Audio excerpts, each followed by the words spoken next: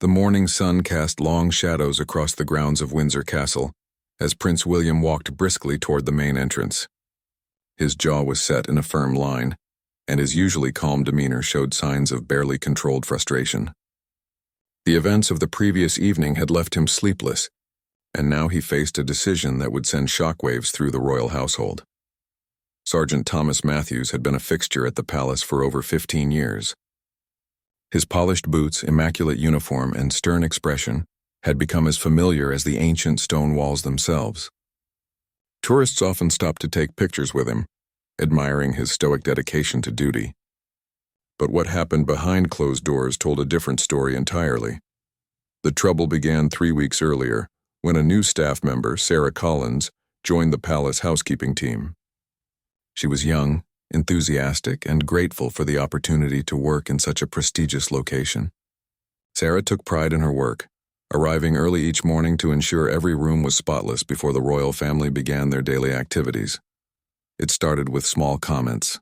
Sergeant Matthews would make remarks about Sarah's appearance as she passed through the corridors. At first, she tried to ignore them, thinking perhaps he was just being friendly in his own awkward way. But the comments became more frequent and increasingly inappropriate. He would position himself in hallways where she had to pass, making her feel uncomfortable and watched. Sarah tried to avoid him by changing her routes through the castle, but Matthews seemed to anticipate her movements. He would appear around corners and doorways, always with that same unsettling smile. The other staff members began to notice the tension, but Matthews held significant authority among the guards, and few dared to challenge him directly. The situation escalated when Matthews began following Sarah during her breaks. She would retreat to the staff garden for a moment of peace only to find him there, claiming he was on patrol. His presence made her skin crawl, but she felt trapped. This was her dream job, and she feared that complaining might cost her the position she had worked so hard to obtain. One evening, as Sarah was finishing her duties in the library wing, Matthews cornered her in a secluded corridor. His usual pretense of casual conversation dropped, and his intentions became frighteningly clear. Sarah managed to escape, but she was shaken to her core. She spent the night wondering what to do, knowing that speaking up could have serious consequences for her career. The next morning, Sarah made a brave decision. Despite her fears, she approached Mrs. Henderson, the head of household staff, and tearfully recounted what had been happening. Mrs. Henderson listened with growing concern and anger. She had worked at the palace for over 20 years and had never encountered such behavior. From a member of the guard, Mrs. Henderson immediately escalated the matter to the palace's Human Resources Department, but she also made another crucial decision.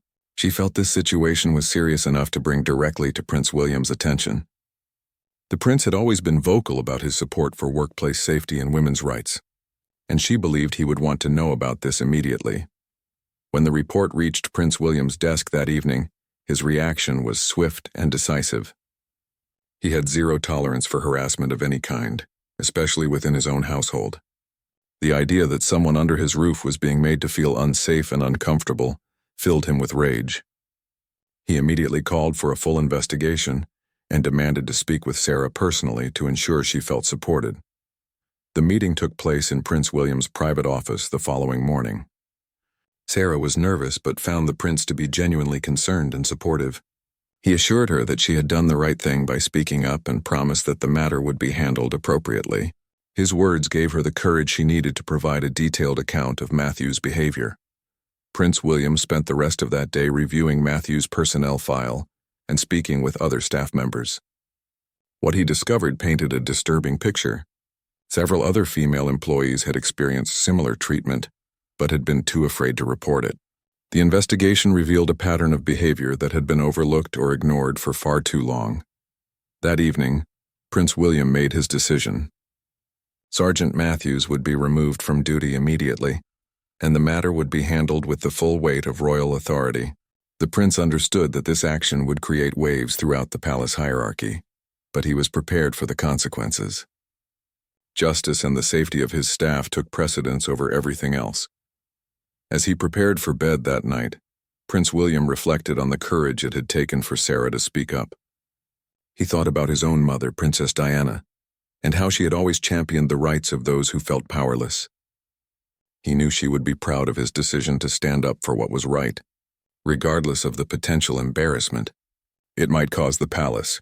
The stage was set for a confrontation that would test the very foundations of royal protocol and demonstrate that even the most established traditions must yield to basic human decency and respect.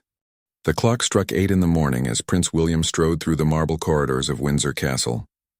His private secretary, James Morrison, struggled to keep pace while briefing him on the day's schedule. But William's mind was focused on only one task that morning: the removal of Sergeant Matthews from his position. Word had already begun to spread through the palace's intricate network of staff and officials. Whispered conversations stopped abruptly when senior personnel walked by, and there was an unmistakable tension in the air. The palace operated on centuries-old protocols and hierarchies, and the sudden dismissal of a long-serving guard was unprecedented. Matthews had no idea what was coming. He stood at his usual post near the main entrance, his chest puffed out with pride and authority. Several junior guards looked up to him, and he enjoyed the respect his position commanded. In his mind, his behavior toward Sarah was harmless flirtation, and he couldn't imagine that anyone would dare challenge him. Prince William found Matthews exactly where he expected, standing guard with his characteristic stern expression. The prince approached with measured steps, his face betraying none of the anger that burned within him. Behind him walked Captain Richards, the head of palace security, along with 2 officials from the Human Resources Department. Sergeant Matthews, Prince William's voice cut through the morning air with unmistakable authority. You will step down from your post immediately. Your services are no longer required. The words hit Matthews like a physical blow. His face went pale, and for a moment he seemed unable to process what he had heard. The other guards in the vicinity stopped their activities, sensing the gravity of the situation. The tourists nearby began to take notice, their cameras turning toward the unfolding drama. Your Royal Highness, I don't understand. Matthews stammered, his usual confidence crumbling. Have I done something wrong? Is there some mistake? Prince William's expression remained stone cold. There is no mistake, Sergeant. You have violated the trust placed in you and created an unsafe environment for palace staff.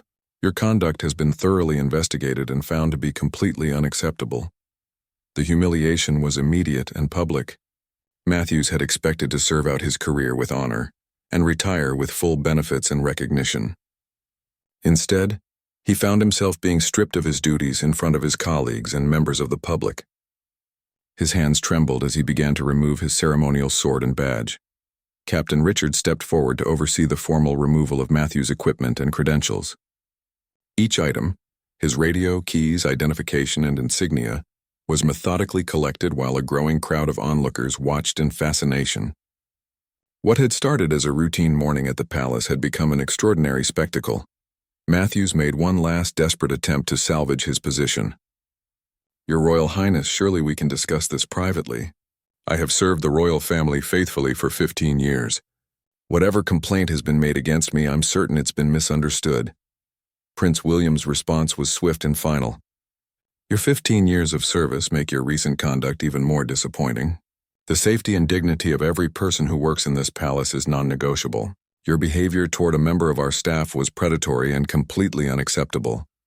The word predatory echoed through the entrance hall, and several staff members gasped audibly.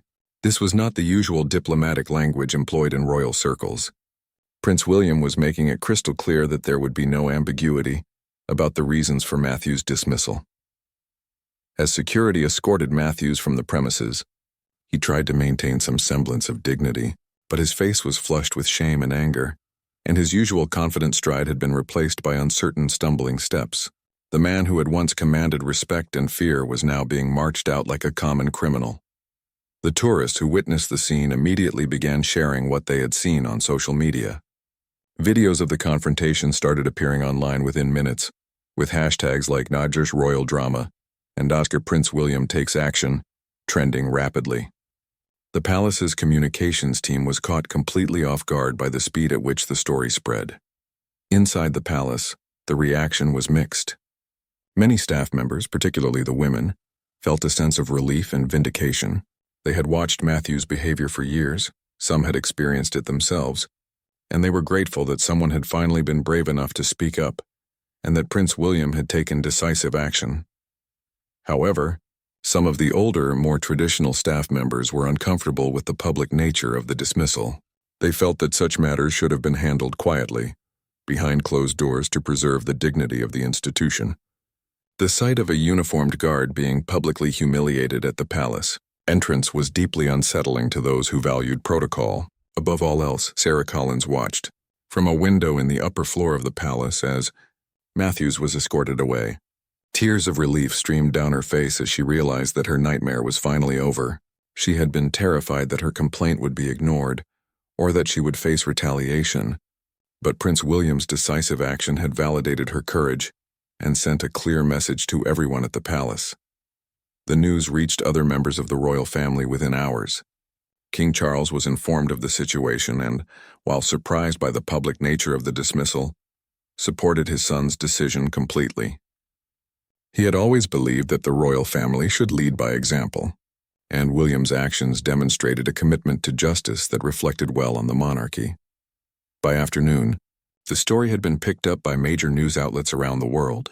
Royal correspondents were scrambling to understand the full details of what had happened, and the palace's press office was fielding dozens of calls from journalists seeking official comment. The carefully managed image of royal life had been disrupted by a moment of raw, unfiltered justice. As the day drew to a close, Prince William reflected on the events with a mixture of satisfaction and concern. He had done what he believed was right, but he knew that the public nature of Matthews's dismissal would have consequences that extended far beyond the palace walls. Within hours of Sergeant Matthews's public dismissal, the story had exploded across social media platforms and news outlets worldwide. The palace's communications department, led by the usually unflappable Patricia Whitman, found themselves in crisis mode as they struggled to control a narrative that was spinning rapidly out of their control. The hashtag #RoyalGuardFired was trending globally, with millions of people sharing videos, photos, and commentary about the unprecedented scene at Windsor Castle. Amateur footage taken by tourists showed Prince William's stern confrontation with Matthews, and the dramatic moment when the disgraced guard was escorted from the premises had been viewed millions of times across various platforms. Traditional media outlets seized upon the story with enthusiasm. Royal correspondents who had spent years covering routine ceremonial events suddenly found themselves with the most significant royal story in months. The BBC interrupted regular programming to report on the incident, while newspapers around the world began preparing special editions with headlines like Prince's Purge and Royal Guard Scandal Rocks Palace. Inside the palace, the atmosphere was tense and charged with uncertainty. Staff members huddled in small groups, discussing the morning's events in hushed tones. Some praised Prince William's decisive action, while others worried about the damage to the royal family's carefully maintained image of stability and dignity. Mrs. Henderson, the head of household staff, found herself fielding questions from confused and concerned employees throughout the day. Many wanted to know if there would be changes to palace protocols, if their own positions were secure, and what this dramatic departure from traditional royal discretion might mean for the future. The palace's senior advisors convened an emergency meeting in the afternoon. Sir David Campbell, the principal private secretary to Prince William, looked visibly strained as he addressed the gathered officials. The consensus in the room was clear. This situation needed to be managed carefully to prevent further damage to the royal family's reputation. The prince acted with the best of intentions, Sir David explained to the assembled team, but we now face a significant challenge in explaining this departure from protocol to the public and the media. However, when these concerns were presented to Prince William, his response was unwavering. He made it clear to his advisors that he had no regrets about his actions and would not apologize for protecting a member of his staff from harassment. His position was firm. The royal family should lead by example in matters of workplace safety and human dignity. The international reaction was as diverse as it was intense. Women's rights organizations praised Prince William's decisive action, calling it a powerful statement about taking harassment seriously, regardless of institutional hierarchy. Social. Media was filled with supportive messages from people who had experienced similar situations in their own workplaces. Conversely, traditionalists and royal protocol experts expressed concern about the public nature of the dismissal. They argued that such matters should have been handled privately to preserve the dignity of the monarchy and avoid the media circus that was now unfolding. Some former palace officials gave interviews expressing their dismay at what they saw as a breakdown in proper procedure. The story took an unexpected turn when several former palace employees came forward with their own accounts of inappropriate behavior they had witnessed or experienced during Matthew's tenure. These revelations, shared through social media and picked up by news outlets, painted a picture of systemic issues that had been ignored for far too long. One former housekeeping supervisor, Elizabeth Turner, who had left the palace 3 years earlier, spoke to a television news program about her own experiences with Matthews. She described a pattern of behavior that had made several female employees uncomfortable and revealed that she had attempted to raise concerns through official channels, but had been told to keep things quiet, to avoid embarrassing the institution. These additional testimonies transformed the narrative from a single incident of harassment to a broader story about accountability and institutional change. The palace found themselves not only defending Prince William's actions, but also addressing questions about why these issues had been allowed to persist for so long. Sarah Collins, meanwhile, found herself at the center of a media storm she had never anticipated. While her identity was initially protected, the intense interest in the story meant that journalists were working to uncover more details about the complaint that had triggered Matthew's dismissal. The palace's security team worked overtime to protect her privacy and ensure her safety. The young woman who had simply wanted to do her job without harassment now found herself being hailed as a hero by some and criticized by others. Supportive messages poured in from around the world, with many people sharing their own stories of workplace harassment and thanking her for her courage in speaking up. International news crews descended upon Windsor, with reporters broadcasting live from outside the castle gates. The normally quiet tourist destination was transformed into a media hub, with news vans lining the streets and journalists interviewing anyone willing to talk about the morning's dramatic events. The palace's official statement, released late in the afternoon, was carefully worded but firm. It confirmed that a member of the royal guard had been dismissed following a complaint about inappropriate conduct and emphasized the royal family's commitment to maintaining a safe and respectful workplace for all staff members. However, the statement did little to calm the media storm. If anything, it seemed to fuel more speculation about the details of Matthew's misconduct and the decision-making process that led to his very public dismissal. Royal correspondents began digging deeper into palace employment practices and protocols for handling staff complaints. By evening, the story had reached the highest levels of international media coverage. News anchors in New York, London, Sydney, and Tokyo were discussing the implications of Prince William's actions for the modern monarchy. Political commentators debated whether the prince had shown admirable leadership or poor judgment in handling the situation so publicly. The palace staff worked late into the night, coordinating responses to media inquiries and trying to anticipate how the story might develop in the coming days. It was clear that this was not a story that would simply disappear overnight, and the communications team braced themselves for continued intense scrutiny. As Prince William prepared for bed that evening, he remained confident in his decision despite the chaos it had created. He understood that his actions had consequences beyond the immediate situation, but he believed that protecting his staff and demonstrating accountability was worth any temporary embarrassment to the palace. The question now was whether the royal institution could weather the storm and emerge stronger from this unprecedented crisis. The second day after Sergeant Matthew's dismissal brought an unexpected and deeply embarrassing revelation that would shake the palace to its core.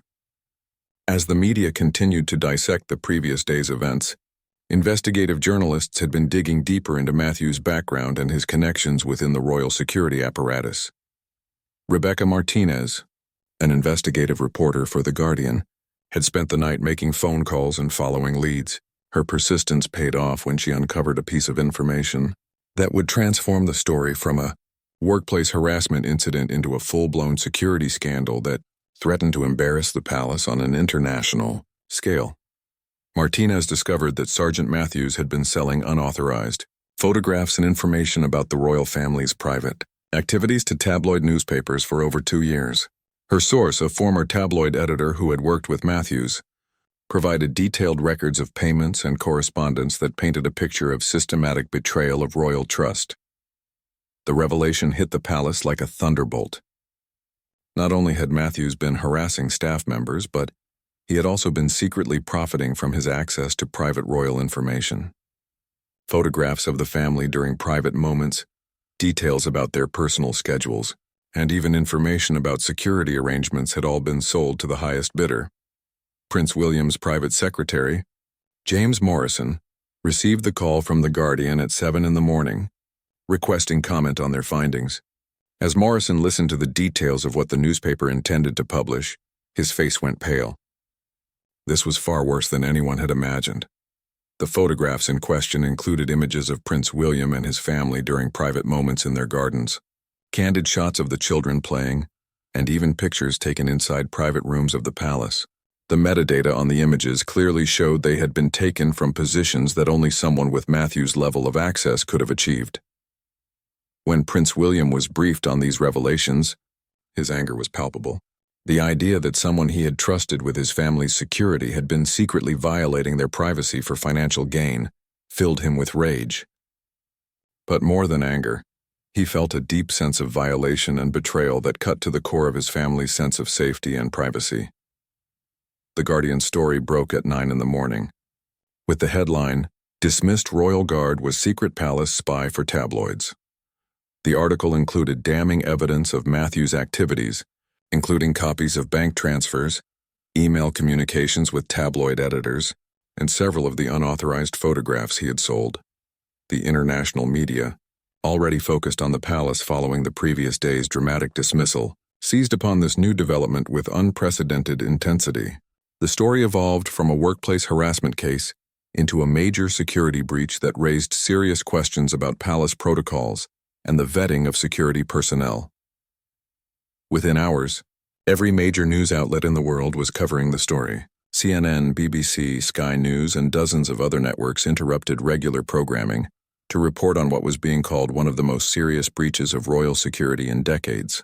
The images that Matthews had secretly captured and sold were now being broadcast globally, adding insult to injury for the royal family. Palace security officials were in panic mode. Captain Richards, who had overseen Matthews' employment for years, found himself under intense scrutiny. Questions were being raised about how such activities could have gone undetected for so long, and whether there were other security personnel who might be engaged in similar activities.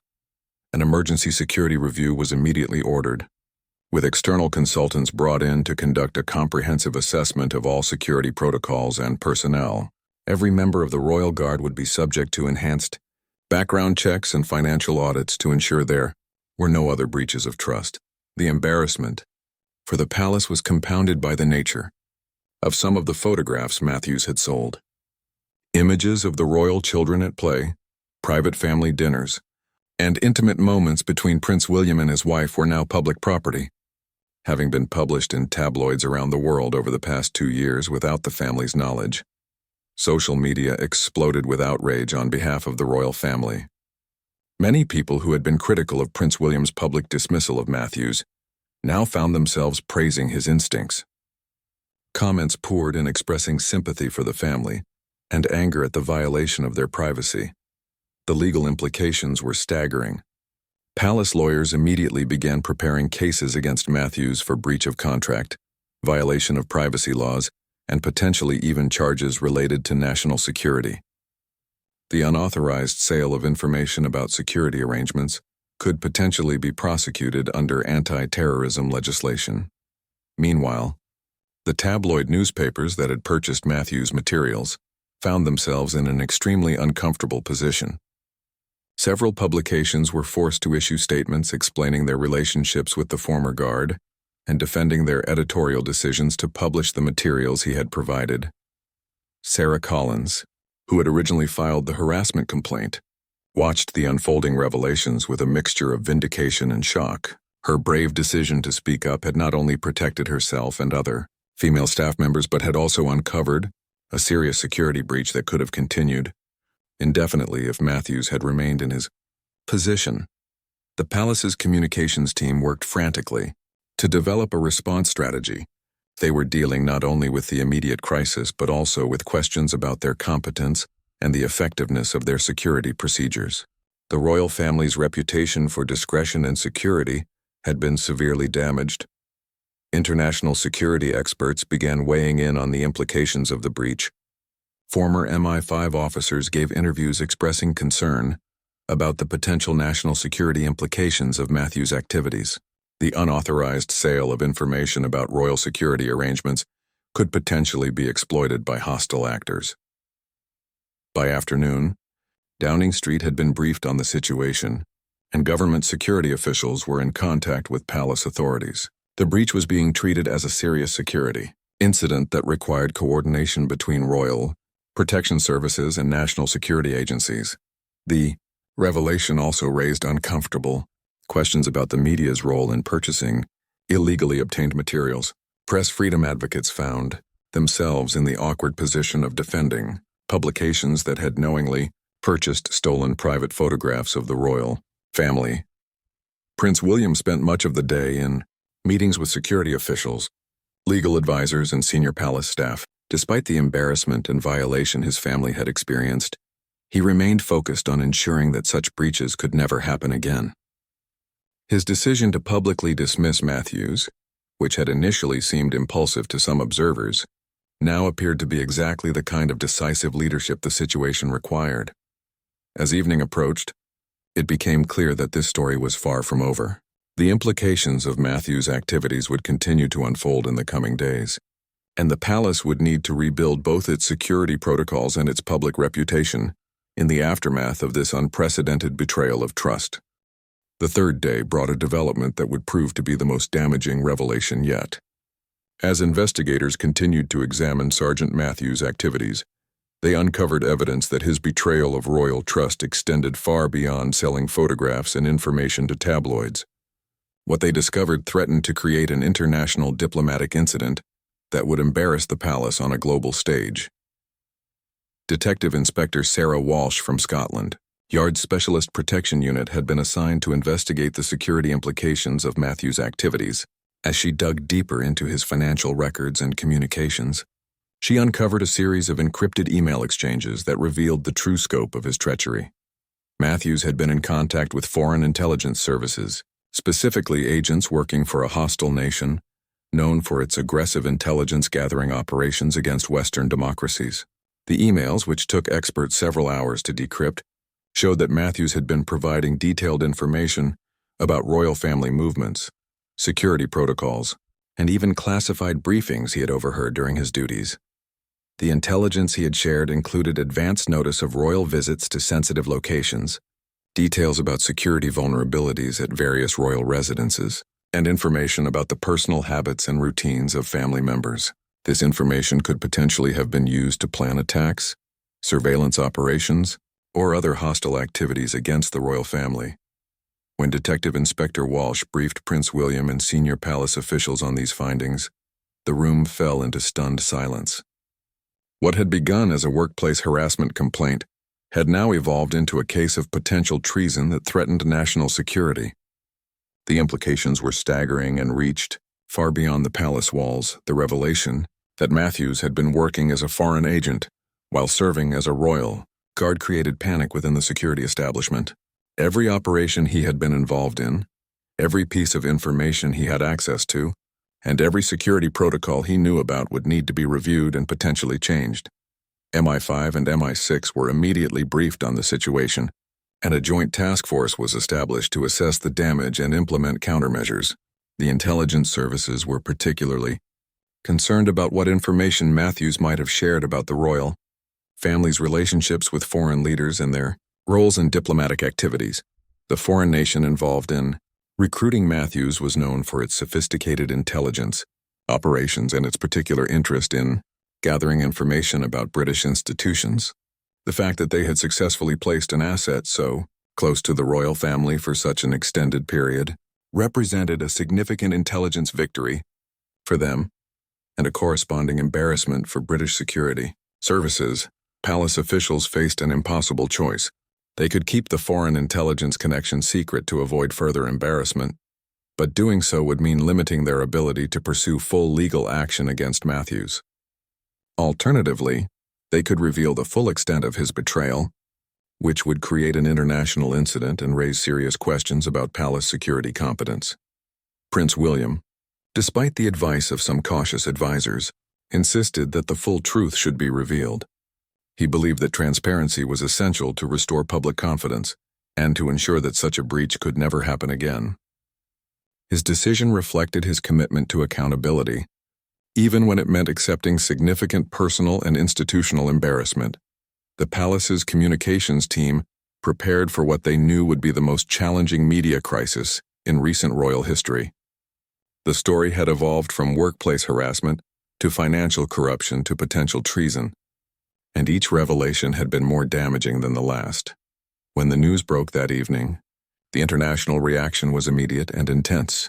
Headlines around the world declared, "Royal Guard was foreign spy and palace security breach threatens national security." The story dominated news cycles across multiple continents, with security experts and former intelligence officials providing commentary on the implications. NATO allies expressed concern about the security breach, particularly given the royal family's role in state visits and diplomatic functions. Several countries requested briefings on what information might have been compromised, and some began reviewing their own security protocols for visits involving British royalty. The foreign nation implicated in the recruitment of Matthews issued a standard denial, claiming no knowledge of any intelligence operations involving royal personnel. However, intelligence experts noted that the evidence uncovered by British authorities was compelling and suggested a sophisticated long-term operation. Parliament was briefed on the situation in a closed session, with the Home Secretary and heads of intelligence services providing details about the scope of the breach and the measures being taken to address it. Several MPs called for a public inquiry into palace security procedures and the vetting of personnel with access to sensitive information. Matthews himself, who had been in hiding since his dismissal, was arrested by armed police at a safe house outside London.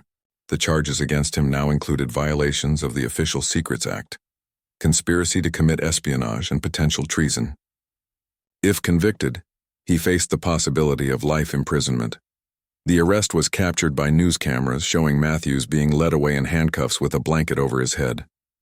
The man who had once stood proudly in his Royal Guard uniform was now facing the most serious charges possible under British law.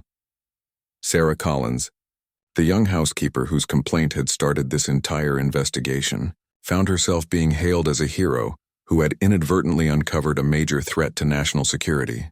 Security officials privately acknowledged that her courage in speaking up had potentially prevented ongoing damage to British intelligence operations.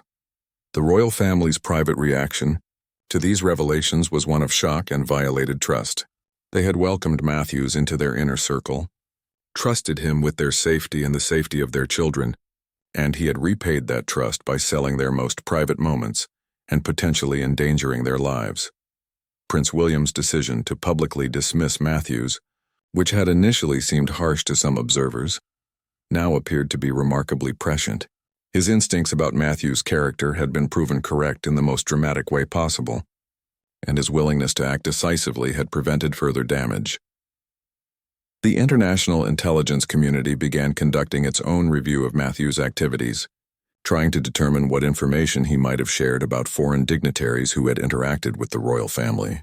The potential for diplomatic fallout was significant, as several sensitive meetings and conversations might have been compromised. As the day ended, it was clear that this story had evolved far beyond anything anyone could have anticipated. What had started as a simple harassment complaint had revealed a web of betrayal that reached into the highest levels of national security. The palace faced the challenging task of rebuilding not only its security procedures, but also its reputation for competence and trustworthiness on the international stage. The fourth day brought an unexpected twist that would transform the entire narrative from one of embarrassment for the palace into a story of remarkable intuition and decisive leadership. As investigators continued to unravel the full extent of Matthews's betrayal, They made a discovery that would cast Prince William's actions in an entirely new light. Detective Inspector Walsh had been working around the clock to piece together the timeline of Matthew's activities. As she examined security footage from the palace over the past several months, she noticed something that had initially seemed insignificant, but now appeared crucial to understanding the full story.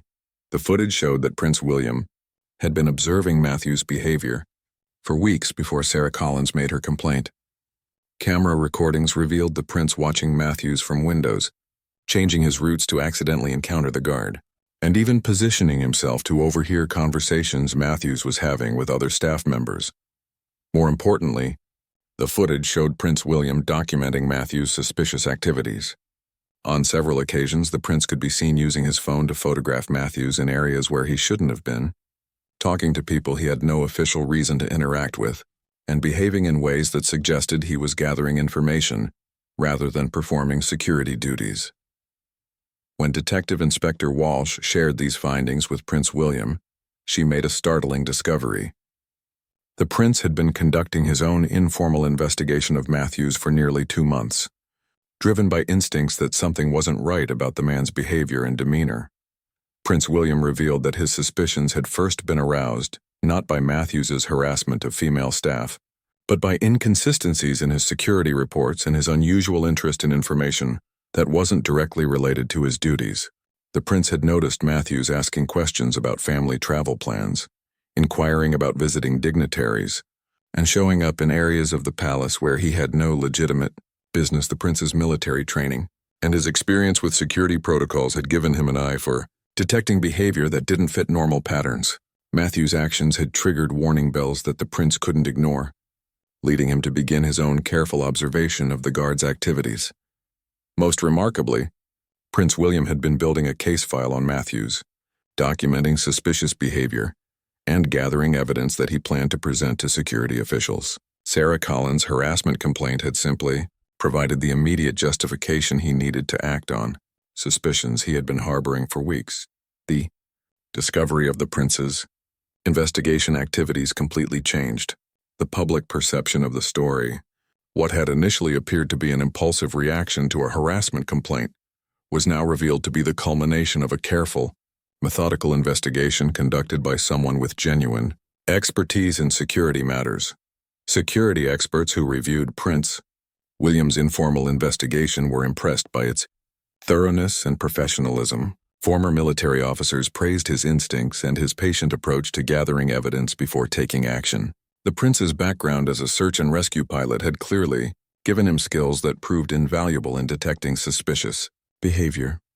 The media narrative shifted dramatically as this new information became public. Headlines that had initially focused on embarrassment for the palace now celebrated Prince William's vigilance and investigative instincts. Stories began appearing with titles like Prince's Secret Investigation, Uncovered Foreign Spy and Royal Intuition, Prevented Security Disaster, International. Intelligence services expressed amazement that Prince William had detected Matthew's suspicious behavior when professional security personnel had missed it for years. Several former MI5 officers gave interviews praising the prince's natural ability to spot inconsistencies and his discipline in building a case before acting. The revelation also shed new light on Prince William's decision to dismiss Matthews so publicly. Rather than being an impulsive reaction driven by anger, it was revealed to be a calculated move designed to prevent Matthews from destroying evidence or fleeing before he could be properly investigated. Captain Richards, the head of palace security, found himself in the uncomfortable position of acknowledging that Prince William had detected threats that his professional security team had missed. The incident prompted a complete review of security training and awareness programs, with input from the prince himself based on his successful investigation. Sarah Collins learned that her complaint had been the final piece of evidence Prince William needed to act on his suspicions. Her courage in coming forward had provided the immediate justification for action that the prince had been waiting for, allowing him to move against Matthews without revealing his ongoing investigation. The Foreign Intelligence Service that had recruited Matthews was reportedly shocked to learn that their agent had been under surveillance by his primary target for weeks before his exposure. Intelligence experts suggested that this represented a significant failure in their operational security and agent management. Matthews himself, now in custody and facing espionage charges, was confronted with evidence of Prince William's investigation during interrogation. The realization that he had been detected and monitored for weeks apparently came as a complete shock, and contributed to his decision to cooperate with authorities in exchange for a reduced sentence. The prince's investigation had been so thorough that it provided law enforcement with a detailed timeline of Matthews's suspicious activities, making the case against him much stronger than it would have been otherwise. His careful documentation of dates, times, and locations proved invaluable in building the prosecution case. International allies who had initially expressed concern about palace security competence now found themselves impressed by Prince William's vigilance and professionalism. Several intelligence services quietly reached out to request briefings on the prince's investigative techniques and the warning signs he had identified. The story became a case study in intuitive security awareness and the importance of trusting instincts when something doesn't feel right. Security training programs around the world began incorporating lessons learned from Prince William's successful detection of a foreign intelligence operation. As news of the prince's investigation became public, his reputation was transformed from someone who had made an embarrassing scene to a security-conscious leader who had successfully identified and neutralized a serious threat to national security. The embarrassment that had initially surrounded Matthews's dismissal was replaced by admiration for the prince's investigative skills and decisive action. The palace communications team found themselves in the unusual position of managing a positive story after days of crisis management. The revelation of Prince William's investigation had turned a potential disaster into a demonstration of royal competence and dedication to security, showing that even in an age of professional security services, personal vigilance and good instincts remained invaluable assets. 6 months after the dramatic dismissal of Sergeant Matthews, the impact of Prince William's decisive action continued to resonate throughout the royal household and beyond. The investigation that had begun with a harassment complaint had transformed not only palace security protocols but also the public's perception of the modern monarchy's ability to adapt and respond to contemporary challenges.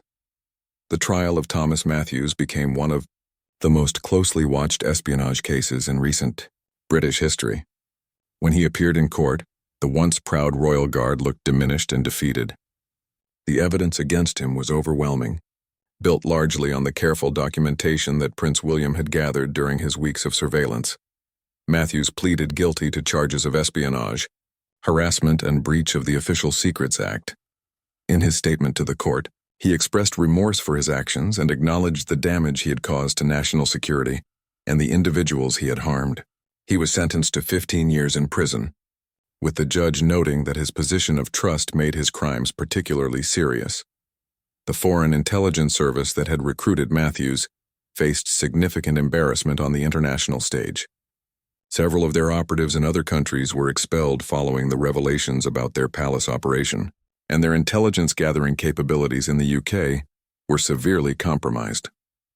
Sarah Collins had become something of a celebrity, though she preferred to maintain her privacy. She continued working at the palace, but in a new role that recognized her courage and integrity. Prince William personally ensured that she received additional security training and career development opportunities, acknowledging that her bravery had been instrumental in uncovering the broader conspiracy. The palace security overhaul that followed Matthews' arrest became a model for other institutions around the world. New vetting procedures, enhanced surveillance systems, and improved training programs were implemented under the direct oversight of Prince William, who had earned respect for his investigative instincts and security awareness. Captain Richards, the former head of palace security, had been quietly reassigned to a different role, while his professionalism was never questioned. The fact that Prince William had detected threats that his team had missed for years made his position untenable. He was replaced by a former military intelligence officer who brought fresh perspectives to royal protection. The international intelligence community had quietly acknowledged Prince William as someone with genuine security expertise. Several allied nations had requested briefings on his investigative techniques, and his insights had been incorporated into training programs for protection officers around the world.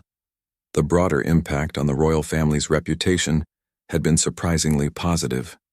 What had initially seemed like a crisis that would embarrass the monarchy had instead demonstrated its ability to evolve and respond effectively to modern threats. Prince William's handling of the situation had shown that the royal family could balance tradition with decisive action when necessary. Public opinion polls showed increased confidence in Prince William's leadership abilities. His willingness to protect his staff, investigate suspicious behavior, and take decisive action had resonated with people who wanted to see the monarchy demonstrate real leadership rather than just ceremonial functions. The media coverage of the case had evolved from sensational headlines about royal drama to thoughtful analysis of security, challenges, and institutional accountability. Several journalists who had initially criticized Prince William's public dismissal of Matthews later wrote articles praising his judgment and investigative skills. Women's rights organizations continued to celebrate the case as an example of how harassment complaints should be handled. The fact that Sarah Collins' complaint had been taken seriously and acted upon immediately had become a model for other institutions dealing with similar issues. The palace had also implemented new policies to ensure that staff members felt safe, reporting concerns about any form of misconduct. Regular training sessions, anonymous reporting systems, and clear disciplinary procedures had been established to prevent similar situations from developing in the future. Prince William himself had become more involved in security matters, working closely with protection teams to share his insights and observations. His unique position as both a member of the royal family and someone with military and aviation experience had proven invaluable in identifying potential vulnerabilities and improving security protocols. The case had also led to broader discussions about workplace safety and institutional accountability. Universities, corporations, and government agencies had begun reviewing their own procedures for handling complaints and protecting employees. Using the palace's response as a positive example, international diplomatic relationships had been strengthened rather than damaged by the revelations about Matthew's espionage activities. Allied nations appreciated the transparency with which the British government had handled the situation, and several new intelligence sharing agreements had been established as a result. The story had become a case study in crisis management and institutional leadership. Business schools and public administration programs used the sequence of events to teach students about decision-making under pressure, the importance of trusting instincts, and the value of decisive action when faced with complex challenges. As Prince William reflected on the events that had begun with a simple harassment complaint, he recognized that the experience had changed him as a leader. His confidence in his own judgment had been validated, and his understanding of the complexities of modern security challenges had been deepened. The palace had emerged from the crisis stronger and more resilient than before. New systems, procedures, and personnel had been put in place to prevent similar breaches, and the royal family's reputation for competence and accountability had been enhanced rather than damaged. Sarah Collins, the young housekeeper whose courage had started the entire investigation, continued to work at the palace with pride and confidence. Her decision to speak up had not only protected herself and other staff members, but had also helped uncover a serious threat to national security. The legacy of the Matthews case extended far beyond the palace walls. It had demonstrated that even centuries-old institutions could adapt and respond effectively to contemporary challenges, and that personal courage and good judgment remained as important as ever in an age of sophisticated technology and professional security services. Prince William's handling of the situation had established him as a leader capable of making difficult decisions and taking responsibility for their consequences. The embarrassment that had initially seemed inevitable had been transformed into respect and admiration, proving that sometimes the most challenging moments can become the foundation for the greatest achievements.